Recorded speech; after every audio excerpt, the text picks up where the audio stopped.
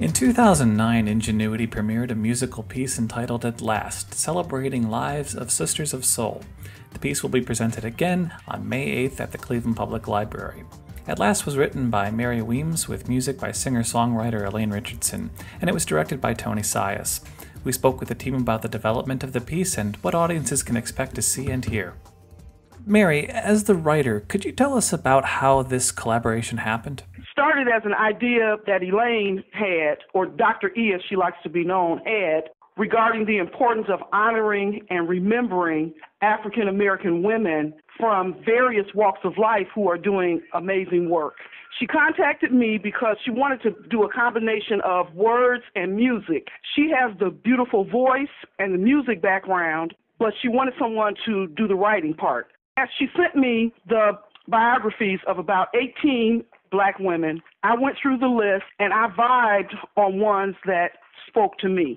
What I did is I took elements of the biographical information, mixed it with my imagination and my knowledge of Black history, for example, the Civil Rights Movement, and created individual monologues for each of the pieces.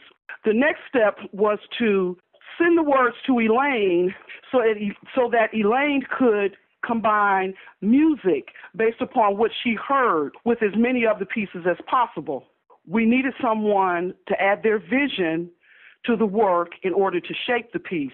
And anytime I think about vision, a director, and my words, I think about Tony Sias.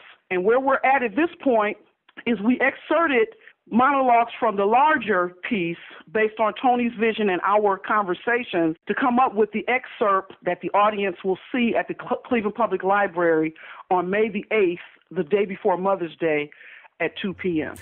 And what will audiences actually see and hear when they come to see the piece? You'll see a series of monologues and songs that are connected under the umbrella of these various jazz artists. There are moments in the play when, as the performer speaks to a set of experiences or a reflection of their lives and then interprets song. There's one very unique moment in the piece where we focus on Phyllis Hyman.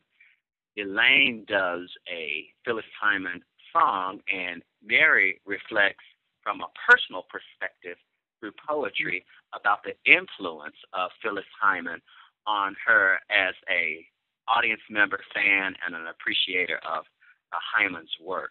Using the combination of monologue, dialogue, and song sets the stage for any person or any individual to get a better understanding of who these women are, some of their challenges, accomplishments, and their own personal perspectives on their lives. Elaine, maybe you could talk about some of the inspiration that went into this piece. Because of my own background, going through a lot of bad choices and experiences when I was younger, self-esteem issues, and not believing in who I was and trying to find myself in a lot of people. But I had to realize that I had to be my own person. And so I'm always thinking about looking at the lives of people who have gone through a lot of issues, but who persevered and became who they were. And I'm always interested in inspiring people to go inside of themselves and to pursue who they are.